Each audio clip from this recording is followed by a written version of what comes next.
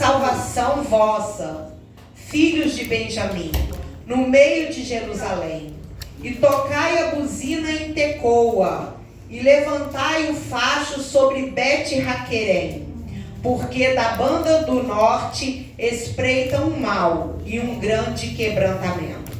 A igreja pode se assentar. Na mesma ligação, no mesmo espírito, não deixa nada desligar. Então, o reino de Judá, no século 7 a.C., durante o reinado de Josias, o povo se afastou de Deus. Buscou a idolatria, a corrupção. E nós vemos aqui que não era um povo ateu, um povo que não conhecia a Deus. Era o povo de Deus separado por Ele, ao qual o Senhor chamou e que resolveu abandonar todo o ensinamento do Senhor por idolatria, violência, corrupção, seguir outros caminhos. E o Senhor chama Jeremias. Desde o versículo 1 nós vemos que Jeremias ele arrumou algumas desculpas para não ser usado pelo Senhor, mas o Senhor chama Jeremias para pregar para esse povo, para levar uma palavra que levasse esse povo que estava trilhando caminhos errados para um caminho de arrependimento. E Jeremias, ele apresenta uma visão de uma decadência espiritual e moral que havia instalado sobre os habitantes de Jerusalém e todos os seus arredores. O profeta descreve um povo que persistia no pecado, persistia na rebeldia, mesmo diante de todas as palavras que o Senhor usava Jeremias para falar para aquele povo. Jeremias falava que devido aos caminhos errados, à rebeldia, ao pecado, à idolatria, poderia uma terrível e devastadora consequência chegar sobre aquele povo. Jeremias, ele tem uma visão. Se nós lermos todo o livro de Jeremias, Deus dá algumas visões do futuro para Jeremias. E vemos que o profeta fica numa tristeza, descontente, ao qual ele é conhecido como o profeta chorão. Jeremias não chorava somente de tristeza, não pelo povo, mas por saber que aquele povo, independente do que a palavra do Senhor usava Jeremias para pregar para aquele povo, para levar arrependimento para aquele povo, cada dia o coração estava mais endurecido, mas aquele povo fechava os seus ouvidos para a palavra do Senhor, mas aquele povo ficava de dura cerviz, ao ponto de achar que não era. Jeremias não era a palavra de Deus falando com eles. Era como se qualquer um falasse qualquer tipo de palavra. Era como se comichões chegassem ao ouvido deles e não abrisse. Como a pastora fala aqui, eles escutavam, mas não conseguiam ouvir. Não surgia mais efeito a palavra de Deus no coração daquele povo. E aqui no versículo 1 do capítulo 6, começa com uma advertência e um alerta. Fugi para a salvação de vós, filhos de Benjamim. É uma ordem de fuga, um alerta direcionado ao povo da tribo de Benjamim, tribo de uma dos 12 tribos de Israel. E destaca aqui uma urgência: fugi vós do meio de Jerusalém, tocai a buzina em Tecoa, acendei o facho de luz em Bet-Raquerem, porque a cidade de Jerusalém estava para ser destruída. Havia um inimigo, o inimigo vinha de um lado, o inimigo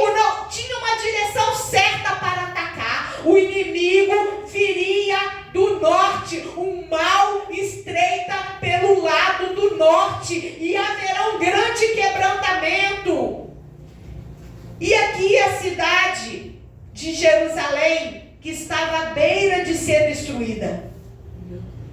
Em Bet-Haquerem, levantai o facho significa acenda uma tocha de sinalização para alertar sobre o ataque do inimigo. Muitas vezes nós achamos que o inimigo, ele vem de qualquer lado. O inimigo vem desorganizado. Aqui essa palavra diz, fuja para o sul, que o inimigo vem do norte e ele vai atacar com poder de destruição. Fique atento. O fogo, a fumaça, a trombeta eram sinais de convocação para que com urgência a tribo de Benjamim devesse fugir de Jerusalém. E eu lendo essa palavra, eu lembrei de quando a pastora Valéria pregou aqui sobre a tribo de Benjamim, a menor tribo. Mas eles iam fugir porque eles eram pequenos, porque eles tinham medo? Não, eles eram valentes, mas havia uma ordem ali com o propósito de Deus, que da tribo de Benjamim viriam homens guerreiros. E eles não podiam naquele momento ficar ali. Bet-Haquerem é o nome de um lugar em hebraico que significa casa da vinha ou casa do vinhedo. O profeta usa esse local como um ponto de referência para que o sinal fosse emitido. Bet-Haquerem ficava no alto de uma colina. E de lá era como se fosse um antigo farol, no qual se acendia as tochas. E lá de cima, ao ver o fogo, ao ver a fumaça, saberia que algo estava para acontecer, algo de urgência. Naquele tempo não tinha WhatsApp, não tinha telefone para você mandar uma mensagem. A mensagem era enviada desta forma. E a pergunta que o Senhor fez para mim e que nesta noite eu trago para a igreja é: aonde tem sido a sua Bet-Haquerem? Aonde tem sido o seu lugar de alerta, a tua torre de vigia? Que aonde tem sido que você tem visto o emissor de fumaça de perigo? Ou aonde tem sido a tua Bet-Haquerem, aonde o Senhor tem dito para você: emite um sinal de alerta que o inimigo está chegando. E muitas vezes nós não sabemos nem aonde nós estamos e nem da onde o perigo está vendo. Bet-Haquerem pode ser interpretado metaforicamente como o meu lugar de observação, o meu ponto de vigia, o meu local de busca espiritual, o meu quarto de oração, o meu lugar de intimidade com Deus, um farol. Num farol, como já foi ensinado aqui, aonde fica o atalaia, aonde fica aquele que não dormita, que não dorme, que fica vigilante, porque quando ele vê o perigo, ele alerta, ele toca a buzina, ele acende a tocha, ele tem que estar totalmente preparado. Aleluia! E aqui é um comando divino a ser seguido. Toque a trombeta, acenda o facho de fogo e fugi para o sul, jamais para o norte, porque do norte está vindo o inimigo. E o Senhor falava comigo que quantas vezes somos pegos desapercebidos, não vigiamos, não ouvimos o toque da buzina, o toque da trombeta, não nos preparamos para a fuga, nem temos os nossos olhos abertos para ver que há um sinal de fumaça pedindo: siga para o sul, não vá para o norte. E quantas vezes o Senhor conta comigo, conta contigo para ser aquele que vai tocar a trombeta, que vai ser aquele que vai acender a tocha. E sabe como é que nós estamos? Cadê a trombeta? Cadê a tocha? Cadê o fogo? Aonde eu acho? Sabe Sabe por quê? Não nos preparamos, deixamos tudo para a última hora, para o último momento. Aleluia. Mas chegará um tempo que não haverá mais tempo. Verdade. E o Senhor me lembrava do palestrante que ministrou aqui no sábado, e de tudo que foi falado, como muitas senhas. Quem esteve aqui ouviu da oportunidade daquela mulher. E o Senhor falou comigo aquela noite toda, que muitas vezes não nos preparamos nem para levar uma palavra. E aquela mulher subir no altar e falar: Jesus está voltando. No outro dia tocaram buzina, acenderam fogo, acenderam a tocha, mandaram falar: a irmã faleceu. Foi a última oportunidade dela naquela noite. E será como é que ela foi pega? Preparada ou desapercebida? Aleluia. Como que o Senhor falou diante de tanto que foi falado naquela noite? Muitas vezes nós não nos preparamos, não acreditamos, abrimos as nossas bocas e falamos: essa pode ser minha última noite, minha última oportunidade. Mas muitas vezes nos falamos isso da boca para fora. Aleluia. E no versículo 2 do capítulo 6 de Jeremias diz assim: a formosa e delicada, a filha de Sião, eu deixarei desolada. Deus aqui compara Jerusalém como uma donzela formosa, delicada, linda por fora, mas Deus conhecia aquela Jerusalém por dentro. Tomada pela idolatria, tomada pela corrupção, pela rebeldia, pela profanação, pela mentira, linda por fora, pensando que estava protegida pelas suas muralhas belas, magníficas, mas o interior cheio de morte e podridão, um sepulcro caiado, que é mais fácil da gente falar. Jeremias, como uma voz profética usada por Deus, continuava a clamar, a chamar aquele povo a um arrependimento, a levar aquele povo a ter uma consciência de que não adianta eu estar bonito por fora, ser bela por fora, dita como uma bela donzela, mas cheia de corrupção por dentro. E aqui no versículo 4 diz assim: preparai a guerra contra ela, levantai-vos e subamos ao pino do meio-dia. Ai de nós, que já declina o dia, que já se vão estendendo a sombra da tarde. Levantai-vos e subamos de noite e destruamos os seus palácios. Parece meio confuso ao ler, mas é um apelo, um verdadeiro apelo para que aquele povo entendesse que eles se voltassem para o Senhor, ou eles se arrependessem de todo o coração, ou o mal se levantaria contra eles, entraria com a destruição, pegaria as famílias, entraria nas casas, destruiria palácios, destruiria a casa, destruiria tudo. Deus, Ele não queria simplesmente levar para aquele povo uma correção. Deus queria que aquele povo se arrependesse de todo o coração e se voltasse para Ele. Deus não queria que aquele povo fosse destruído. Deus não queria que aquele povo fosse para um cativeiro. E todo o tempo usava a boca de um profeta: arrepende-te. Abandona o teu mau caminho, abandona a idolatria, a corrupção, a violência e se volta para mim. Aleluia.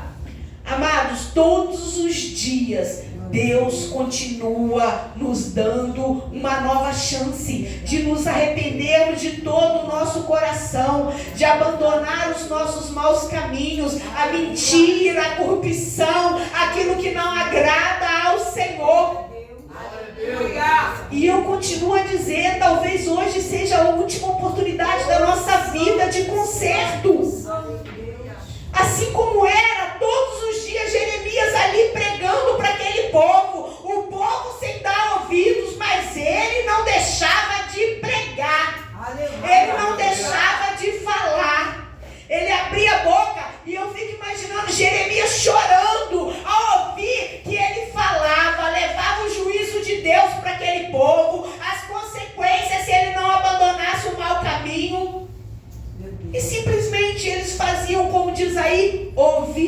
mercador, sem querer dar ouvidos para a palavra do Senhor. No versículo 6 diz assim: porque assim diz o Senhor dos exércitos, cortai árvores, levantai tranqueiras contra Jerusalém. Esta é a cidade que há de ser visitada, só opressão há no meio dela. Esse texto nos revela que, embora o povo estava pedindo ajuda às suas divindades, fazendo oferendas, pedindo para que ajudasse contra Jerusalém, é o próprio Senhor, é o próprio Deus que estava permitindo que tudo acontecesse. Satanás, ele tem um poder limitado, o inimigo tem um poder limitado, ele vai até onde Deus permite, mas se há uma brecha, é naquela brecha que ele vai entrar. E aqui o inimigo, ele era astuto.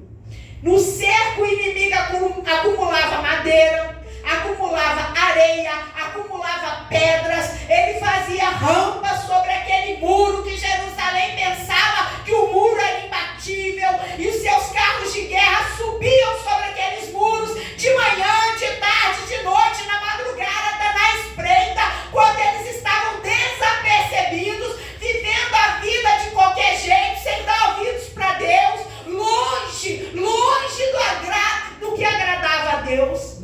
Aleluia. E o inimigo ia contra eles. E ai de nós, se não for o Senhor. Não existe muro, não existe nada se não for o Senhor. Aleluia. Tanto que a palavra de Deus diz que em vão trabalha o sentinela se não for o Senhor o guardador. Aleluia. E será que assim como aquele povo que comia, bebia, dormia e acordava, vivia em festas, em barulhos, em rebeldia, vivendo o que ele agradava a eles, achando que o inimigo não ia derrotá-los, que nada ia acontecer, que o juízo não ia chegar. Mas será que nós temos nos preparados para batalhas que nós temos que enfrentar? Ou achamos que os muros estão sempre nos protegendo, mesmo quando não estamos na presença do Senhor? Quantas vezes só somos despertados quando o muro começa a ruir? O portão é quebrado, uma casa pegou fogo, uma família foi desfeita, levaram o pai, levaram o filho. Olha, o relacionamento acabou. Virou inimizade, a porta se fechou. Aleluia. Só aí que nós começamos a nos despertar. Algo está errado. Por que eu não dei ouvido quando a buzina tocou? Quando o fogo se levantou? Quando a palavra de Deus chegou até mim, me mandando orar, vigiar. Meu Deus. E eu não dava ouvidos. Deus santo.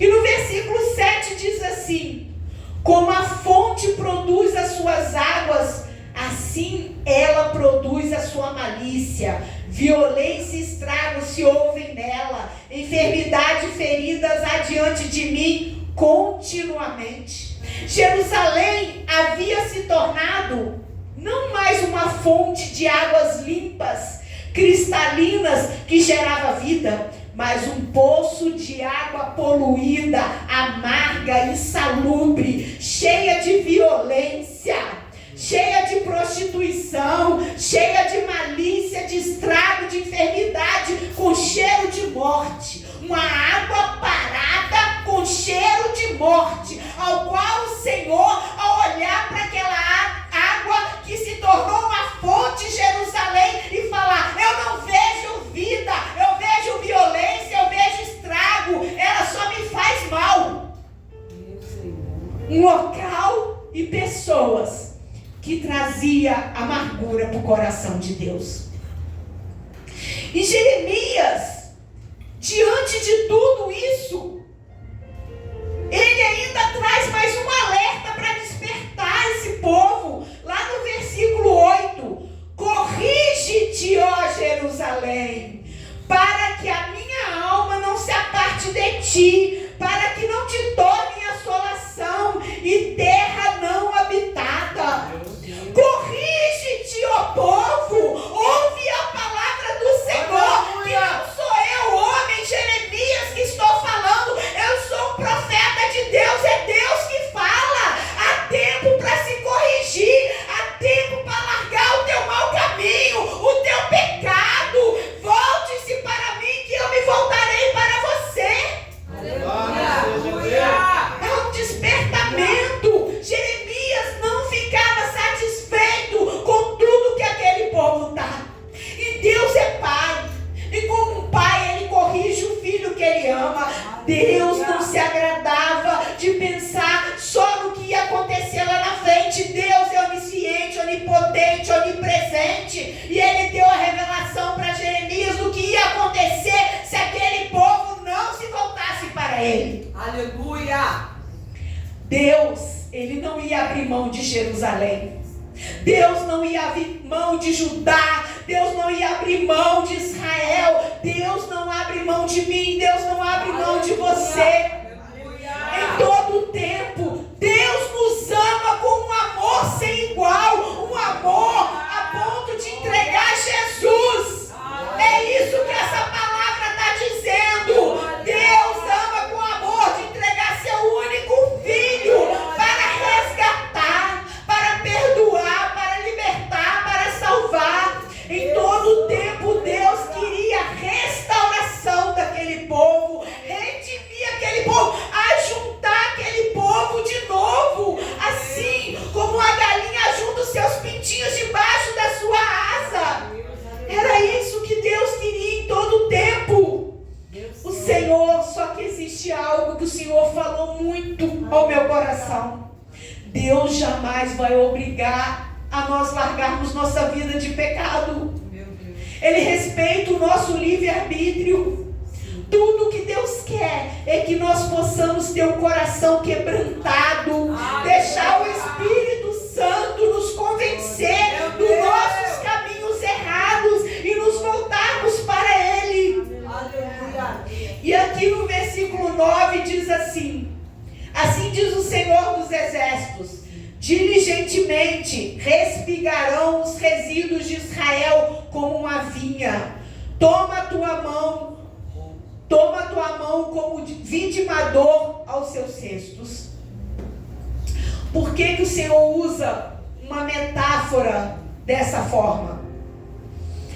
Naquele tempo, nós vamos ver tanto em alguns livros da Bíblia, Neemias, vamos ver lá em Ruth, que era uma lei, um costume em Israel, que quando havia grande colheita, passavam-se colhendo as uvas, os cachos de uvas que eram muito bem examinados e não se deixava nada, mas aqueles que ficavam para trás, os pobres, voltariam naquele terreno e saíam ali pegando tanto os grãos quanto as uvas. Se lermos o livro de Ruth, sabemos que isso aconteceu com ela lá na terra de Boaz. Então, o que o Senhor está usando de uma metáfora? Amados, Nabucodonosor virá. Se vocês não se voltarem para mim, ele tomará a cidade, ele tomará a primeira colheita, a colheita grande, e ele voltará para respingar aqueles que vão ficar. Ele separará o pai da mãe, o pai do filho, ele levará do maior até o menor, do mais poderoso até o menor. Ele respigará a todos. Mesmo diante de uma mensagem tão forte como essa, aquele povo, infelizmente, rejeitava a palavra do Senhor através de Jeremias. E no versículo 10 diz assim: a quem falarei e testemunharei para que ouça?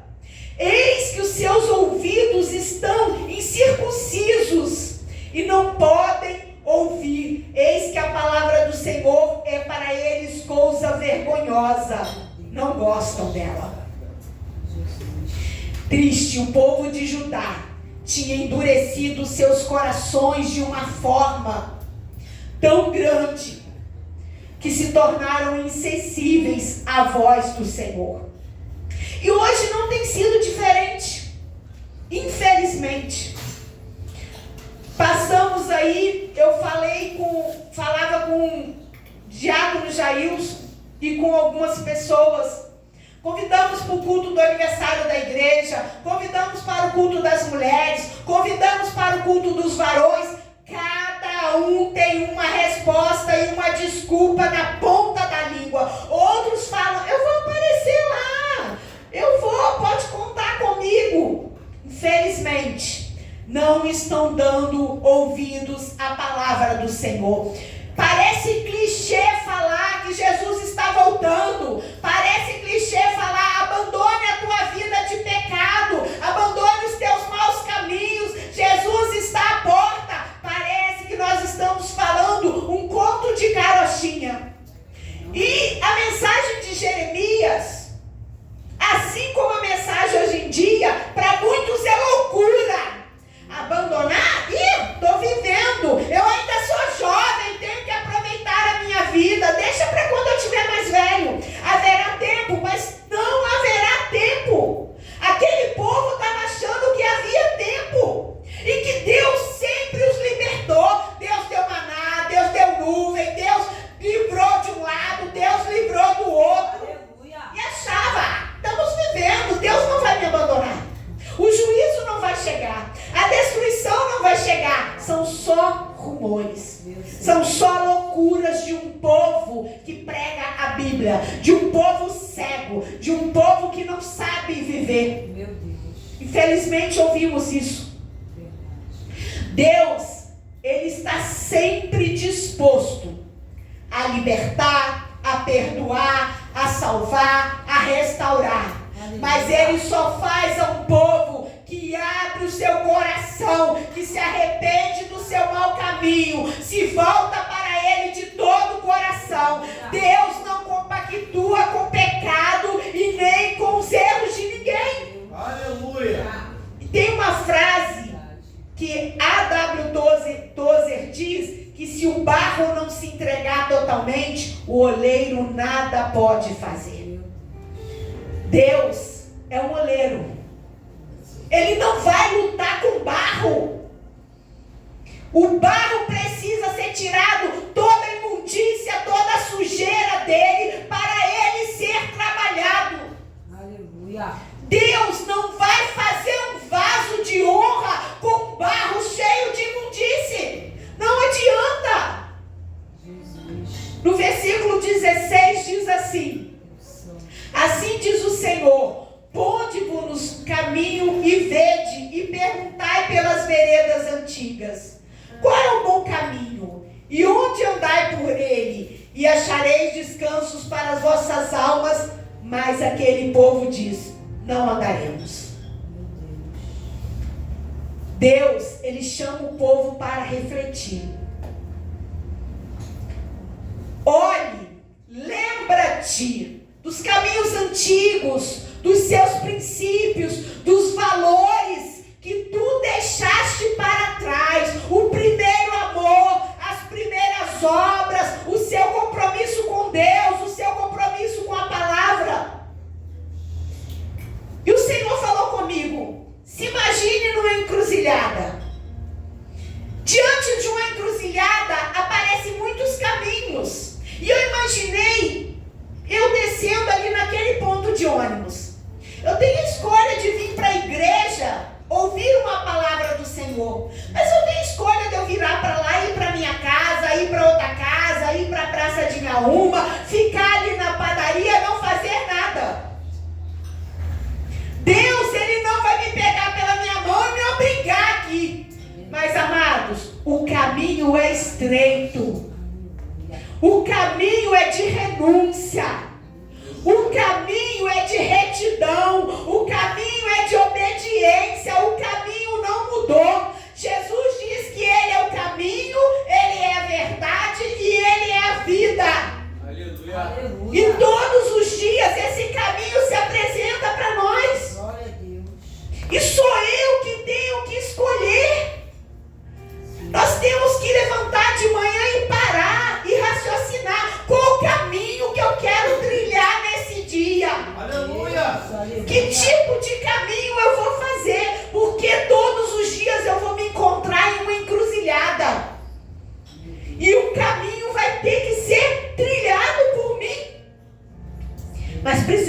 ter atenção. Qual é o bom caminho? Pergunte, ore, busque, ouça a voz de Deus te responder. Não saia trilhando o caminho que te agrada.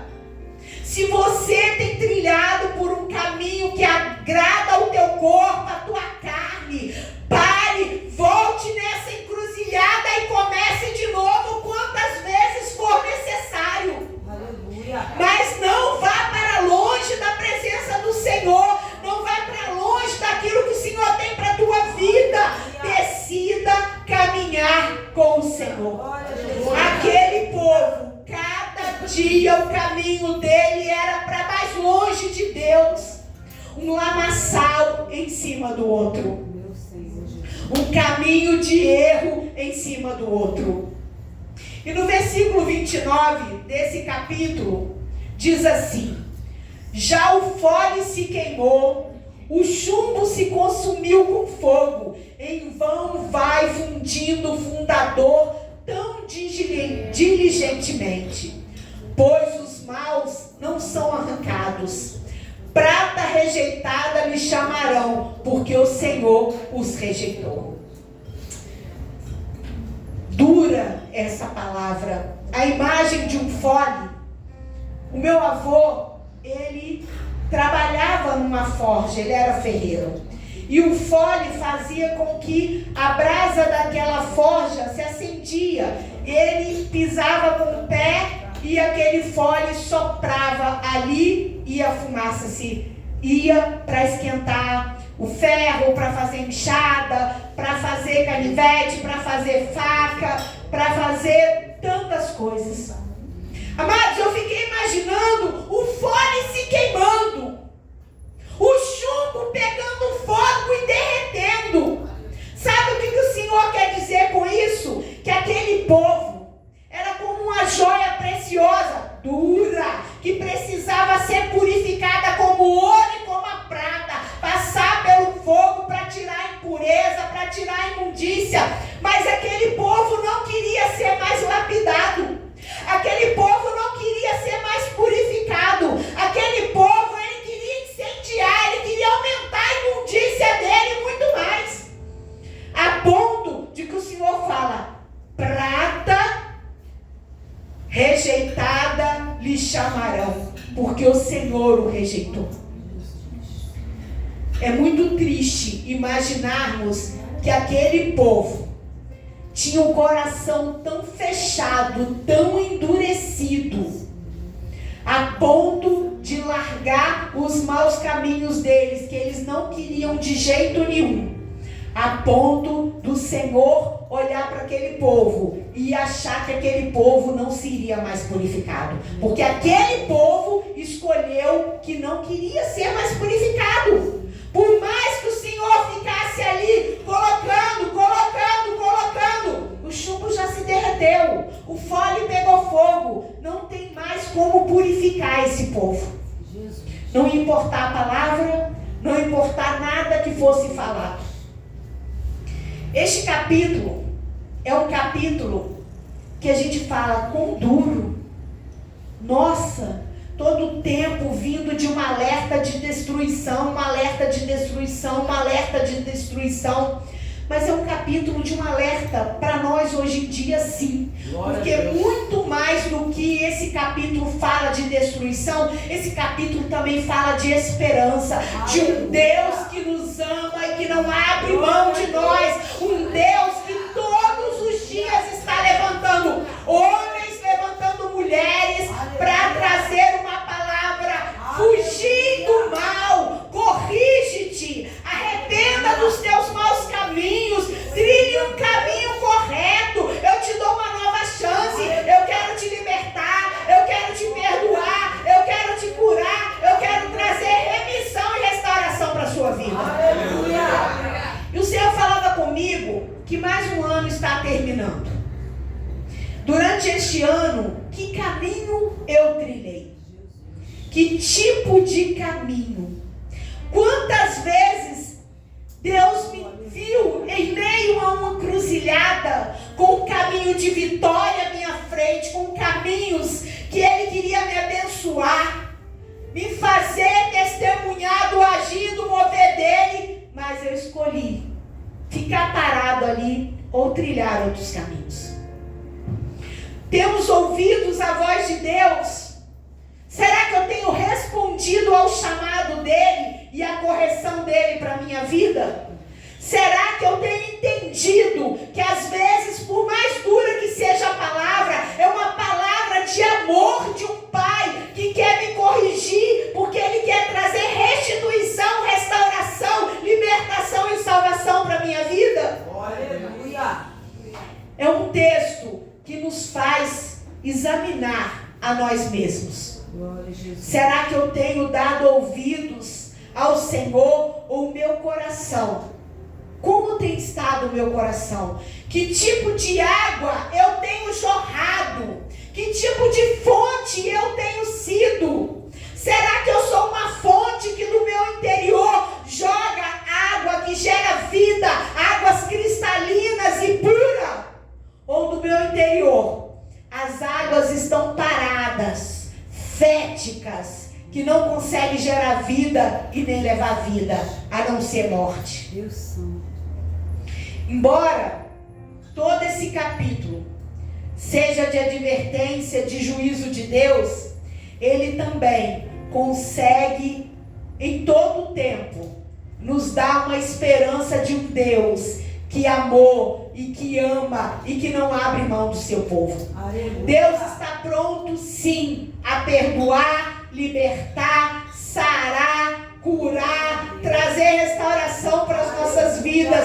Deus nos oferece uma oportunidade de seguir por caminhos bons, de trilhar um caminho de vitória, de resposta, de perdão, de libertação. Não importa quantas vezes, quantos anos eu vou viver no deserto, no exílio, na escravidão, haverá um basta de Deus, haverá a noite, haverá um fim, haverá um raiar do dia, a luz chegará.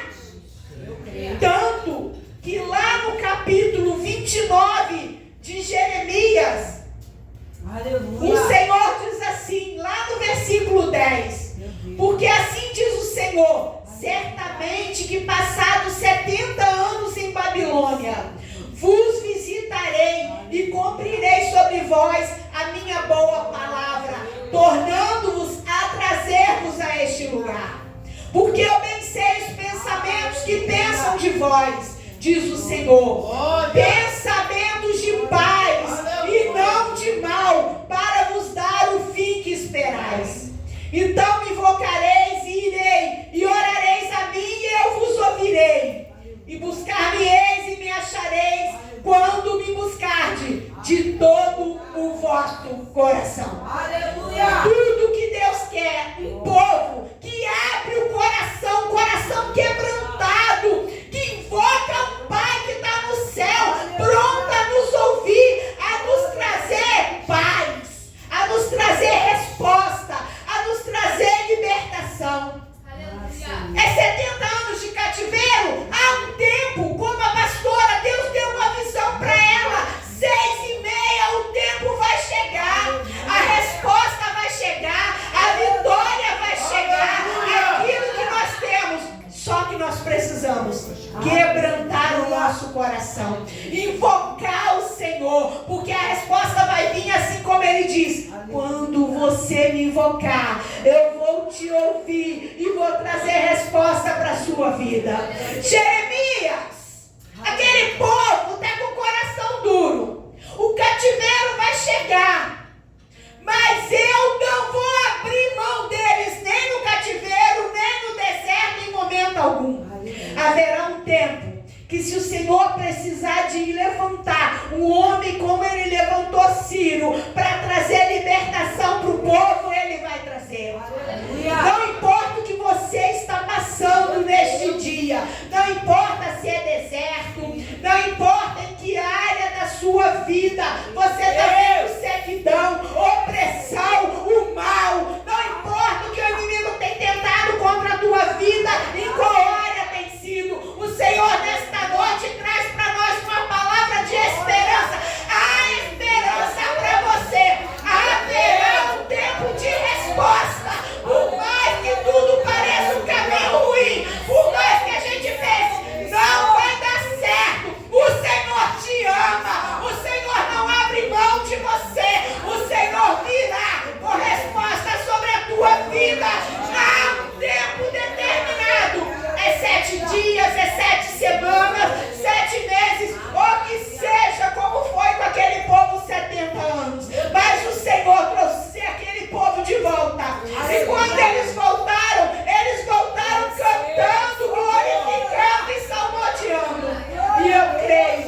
e haverá um tempo de testemunho sobre a igreja de Cristo Jesus. Haverá um tempo sobre Admog. Para aqueles que verdadeiramente entender, ouvir a palavra do Senhor e entender que Deus corrige aquele que Ele ama. E é por amor que Ele vai se levantar. E assim eu agradeço a minha rica oportunidade nesta noite, em nome de Jesus. Aleluia.